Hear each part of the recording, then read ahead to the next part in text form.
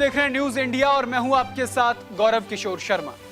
BJP और विपक्षी दलों में रस्साकसी के बाद आखिरकार 18वीं लोकसभा के लिए स्पीकर का चुनाव हो गया। ध्वनि मत से एक बार फिर ओम बिरला को स्पीकर चुन लिया गया। मोदी 3.0 में विपक्ष का पहली चाल विफल रही और विपक्ष के उम्मीदवार के सुरेश की हार हुई। स्पीकर पद संभालते ही ओम बिरला ने इतिहास रच दिया। वो लगातार 2 बार लोकसभा स्पीकर बनने वाले देश के दूसरे और भारतीय जनता पार्टी के पहले सांसद बने।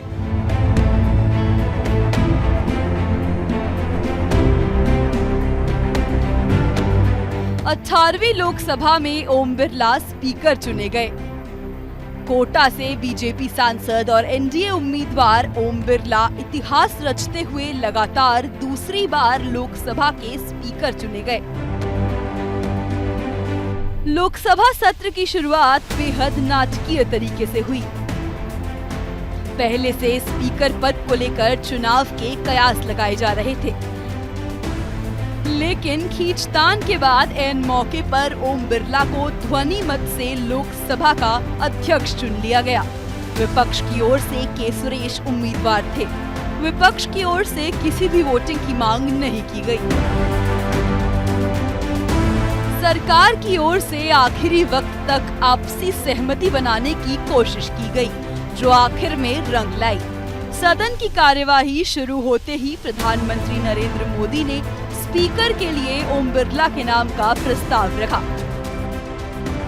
महोदय, मैं प्रस्ताव करता हूं कि श्री ओम बिरला जो इस सभा के सदस्य हैं, को इस सभा के अध्यक्ष के रूप में चुना जाए।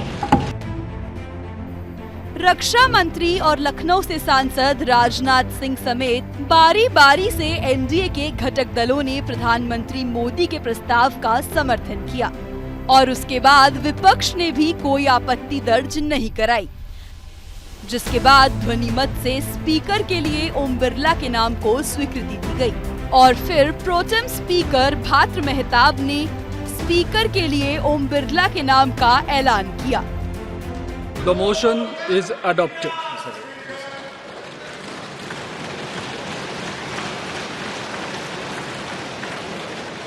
Shri Om Birla is declared elected as the Speaker of this House. Since the first motion moved by Shri Narendra Modi has been adopted, the motions moved thereafter have become infructuous. I invite Shri Om Birla to occupy the chair. Pro tem speaker के ऐलान के बाद प्रधानमंत्री और संसदीय कार्य मंत्री Kiren Rijiju speaker को बधाई देने के लिए ओम बिरला के पास गए। प्रधानमंत्री ने ओम बिरला से हाथ मिलाया। विपक्ष की ओर से राहुल गांधी भी ओम बिरला को स्पीकर चुने जाने पर बधाई देने पहुंचे। पीएम मोदी से राहुल गांधी का सामना हुआ। ये मौका काफी खास था, जब दोनों नेताओं ने हाथ मिलाया। उसके बाद कांग्रेस सांसद राहुल गांधी ओम बिरला के पास गए। हाथ मिलाकर उन्हें स्पीकर चुने जाने की बधाई दी। इसके बाद पीएम मोदी और नेता प्रतिपक्ष राहुल गांधी ओम बिरला को स्पीकर के आसन तक लेकर गए। पीएम मोदी ने लोकसभा का स्पीकर चुने जाने के बाद ओम बिरला को दूसरे कार्यकाल की बधाई दी। प्रधानमंत्री ने 17वीं लोकसभा में स्पीकर के तौर पर ओम बिरला की भूमिका की जमकर सराहना की। बीते कार्यकाल को याद करते हुए पीएम मोदी ने कहा कि 70 सालों में जो काम नहीं हुआ, आपने स्पीकर रहते उन सारे जन कल्याण के कामों को मुकम्मल करके दिखाया। साथ ही पीएम मोदी ने कहा कि समय आने पर कठोर फैसले लिए और पीड़ा भी स्वीकार की। तरफ से आपको शुभकामनाएं हैं, लेकिन इस पूरे सदन की तरफ से भी आपको अनेक अनेक शुभकामनाएं। 5 वर्ष का अनुभव और आपके साथ हम लोगों का 5 साल का अनुभव, हम सबका विश्वास है कि आप आने वाले 5 साल हम सबका मार्गदर्शन भी करेंगे और देश की आशा अपेक्षाएं पूर्ण करने के लिए ये सदन अपना दायित्व निभाने में आपकी बहुत बड़ी भूमिका रहेगी। तंत्र की लंबी यात्रा में कई पड़ाव आते हैं। कुछ अवसर ऐसे होते हैं जब हमें कीर्तिमान स्थापित करने का सौभाग्य मिलता है। 17वीं लोकसभा में उपलब्धियां, मुझे पूरा विश्वास है देश आज भी और भविष्य में उसका गौरव करेगा। लोकसभा में नेता विपक्ष और रायबरेली से सांसद राहुल गांधी ने भी ओम बिरला को स्पीकर चुने जाने पर बधाई दी। राहुल गांधी ने स्पीकर को सदन चलाने में सहयोग का पूरा भरोसा दिया। साथ ही इशारों में नेता विपक्ष ने स्पीकर को नसीहत भी दे डाली। राहुल गांधी ने कहा कि हमें यकीन है कि आपकी ओर से विपक्ष को बोलने का मौका देकर संविधान की रक्षा की जाएगी। साथ ही उन्होंने कहा कि सरकार के पास राजनीतिक ताकत है, लेकिन विपक्ष भी भारत की ही आवाज रखता है। Speaker sir, I'd like to congratulate you for your successful election. For the second time that you have been elected, I'd like to congratulate you on behalf of the entire opposition, on behalf of the India Alliance. Speaker sir, this House represents the voice of India's people. And you, Speaker sir, are the final arbiter of that voice. Of course, the government has political power, but the opposition also represents the voice of India's people. देश में तीसरी बार सबसे बड़ी party के मुखिया और कन्नौज से सपा सांसद अखिलेश यादव ने भी अनोखे अंदाज में ओम बिरला को बधाई दी। साथ ही इशारों में स्पीकर पर तंज कसते नजर आए। अखिलेश यादव ने अपने संबोधन में कहा कि अध्यक्ष के तौर पर आपके नेतृत्व में सदन में विपक्षी सदस्यों की आवाज नहीं दबाई जाएगी और किसी सदस्य का निष्कासन नहीं होगा। मैं अपनी तरफ से अपने साथ के सभी सदस्यों की तरफ से बहुत बहुत बधाई और शुभकामनाएं देता हूं। जिस पद पर आप बैठे हैं इससे बहुत गौरवशाली परंपराएं जुड़ी हुई हैं और हम सब यही मानते हैं कि बिना भेदभाव के आगे बढ़ेगा और लोकसभा के अध्यक्ष के रूप में आप हर सांसद और हर दल को बराबरी का मौका और सम्मान देंगे। निष्पक्षता इस महान पद की महान जिम्मेदारी है। आप लोकतांत्रिक न्याय के मुख्य न्यायाधीश की तरह बैठे हैं। हम सबकी आपसे अपेक्षा है कि किसी भी जनप्रतिनिधि की आवाज़ दबाई न जाए और ना ही निष्कासन जैसी कार्रवाई दोबारा सदन की गरिमा को ठेस पहुंचाएं। वहीं AIMIM के मुखिया असदुद्दीन ओवैसी ने भी ओम बिरला को बधाई दी। साथ ही साथ उन्होंने अपने खास अंदाज में छोटी पार्टियों को मौका देने की दरख्वास्त की। सर, मैं आपको अपनी जानिब से, पूरे मुल्क की जानिब से मुबारकबाद देता हूं और मुझे यकीन है कि आपकी पार्लियामेंट की आवाम इस बात पर फख्र कर रही है कि आप दूसरी मर्तबा इस ऐवान के स्पीकर बने हैं।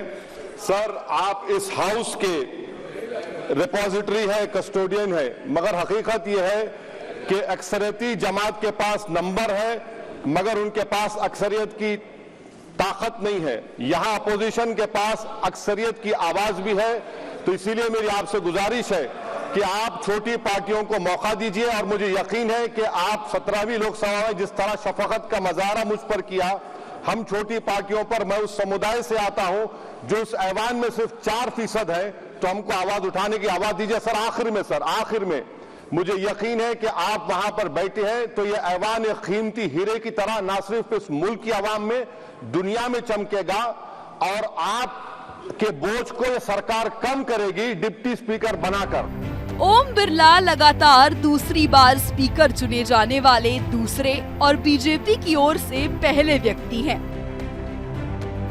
ओम बिरला राजनीति के वो माहिर खिलाड़ी हैं, चाहे वो विधायकी का चुनाव हो या फिर लोकसभा का या लोकसभा के स्पीकर का, ओम बिरला ने हर बाजी जीती है। ओम बिरला लगातार दूसरी बार स्पीकर चुने गए हैं।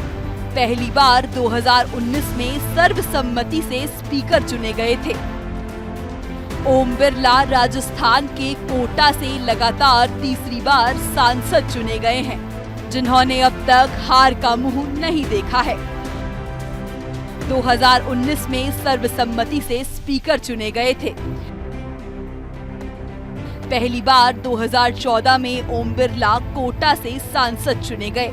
उसके बाद 2019 और फिर 2024 में लगातार तीसरी बार कोटा से सांसद चुने गए। सांसद चुनाव से पहले ओम बिरला कोटा सीट से लगातार 3 बार विधायक रहे थे। पहली बार 2003 में कोटा से विधायक चुने गए और दूसरी बार 2008 और लगातार तीसरी बार 2013 में कोटा से विधायक चुने गए। दूसरी बार स्पीकर चुने जाने के बाद अपने संबोधन में ओम बिरला ने सभी सांसदों का आभार जताया। साथ ही उन्होंने 25 जून 1975 को देश में लगाए गए आपातकाल का जिक्र करते हुए निंदा की। इस दौरान विपक्ष की ओर से भी भारी हंगामा देखने को मिला। एक काला खंड था। आपातकाल इमरजेंसी लगाने के बाद उस समय कांग्रेस सरकार ने कई ऐसे निर्णय किए जिन्होंने हमारे संविधान की भावनाओं को कुचलने का काम किया। पूर्व और निर्दयी maintenance of internal secretary act Misa में बदलाव करके कांग्रेस पार्टी ये सुनिश्चित किया कि हमारी अदालतें मीसा के तहत गिरफ्तार लोगों को न्याय नहीं दे पाए। मीडिया को सच लिखने से रोकने के लिए parliament president production of publication refill act, press council refill act और creation of publication of objection matter act लाए गए। इस काले खंड में संविधान में 38वां, 89 और 40 और 41 और 42वां संविधान संशोधन किया गया।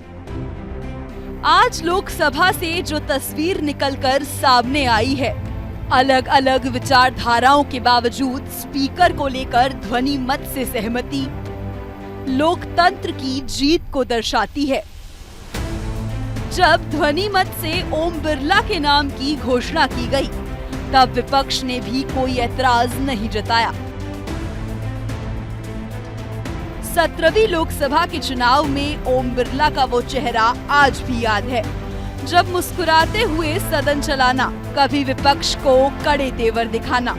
लेकिन 18वीं लोकसभा में विपक्ष पहले से ज्यादा मजबूत है। इस बीच जिस स्पीकर के संबोधन के दौरान विपक्ष ने जिस तरह के तेवर दिखाए हैं, ऐसे में अब देखना होगा कि ओम बिरला सदन में मजबूत विपक्ष के बीच किस तरह से सदन चलाते हैं। Nishant Kumar, news India. 18वें लोकसभा चुनाव में जिस तरह विपक्ष के तेवर थे, ऐसा लग रहा था कि इस बार वोटिंग के जरिए नए स्पीकर का चुनाव होगा, लेकिन आखिर में फैसला ध्वनिमत से हुआ। 17वीं लोकसभा में बतौर स्पीकर ओम बिरला ने कई फैसले लिए थे। कई बार सांसदों को निलंबित करने को लेकर भी उनकी खूब चर्चा हुई थी। अब 18वीं लोकसभा में स्पीकर के तौर पर उनसे काफी उम्मीदें हैं। लोकसभा स्पीकर की बात करें तो यह पद सत्ताधारी पार्टी या गठबंधन की ताकत का प्रतीक होता है। वहीं लोकसभा के कामकाज पर स्पीकर का ही कंट्रोल होता है। संविधान में स्पीकर के साथ डिप्टी स्पीकर के चुनाव का भी प्रावधान है, जो स्पीकर की गैर मौजूदगी में उसकी ड्यूटी पूरी करता है। लोकसभा स्पीकर मौजूदा सांसदों में से चुने जाते हैं और इनका काम सदन के कामकाज को संचालित करना होता है। लोकसभा स्पीकर सदन का संवैधानिक और औपचारिक प्रमुख होता है। लोकसभा स्पीकर का पद काफी महत्वपूर्ण है। संविधान के अनुच्छेद 93 के अनुसार लोकसभा अध्यक्ष का चुनाव किया जाता है। लोकसभा के अच्छे से संचालन की जिम्मेदारी स्पीकर पर होती है। लोकसभा स्पीकर किसी मुद्दे पर अपनी राय घोषित नहीं करते और संसद का अच्छे से संचालन करवाने के लिए लोकसभा अध्यक्ष से अपेक्षा की जाती है कि वह तटस्थ रहकर कामकाज चलाएं। लोकसभा स्पीकर वोटिंग की स्थिति में वोट नहीं देते हैं, लेकिन अगर बराबर वोट रहे तो कुछ स्थितियों में वे निर्णायक वोट देते हैं। अगर उनकी पावर की बात करें तो उन्हें किसी सांसद का व्यवहार सदन के अनुकूल यदि ना लगे तो वह उसे निलंबित कर सकते हैं। साथ ही वो किसी भी सांसद पर सदन के नियमों के हिसाब से दंडात्मक कार्रवाई कर सकते हैं। जब भी सदन में कोई बिल पेश होता है तो इस पर स्पीकर ही फैसला लेते हैं कि वो मनी बिल है या नहीं। सदन में अविश्वास प्रस्ताव को लेकर भी स्पीकर ही अनुमति देता है। साथ ही यह फैसला भी स्पीकर के पास ही होता है कि कौन सांसद कहां बैठेगा। दरअसल वे सीट अरेंजमेंट को लेकर फैसला लेते हैं। सदन की जितनी भी समितियां होती हैं, वो अध्यक्ष के हिसाब से कार्य करती हैं। इन सभी समितियों का गठन अध्यक्ष द्वारा किया जाता है। स्पीकर की अनुमति के बिना संसद भवन में कोई भी बदलाव नहीं किया जा सकता। साथ ही कोई भी नया निर्माण स्पीकर के आदेश के बिना नहीं हो सकता। 1954 के एक्ट के अनुसार लोकसभा स्पीकर को सैलरी के साथ साथ भत्ता और पेंशन भी दी जाती है।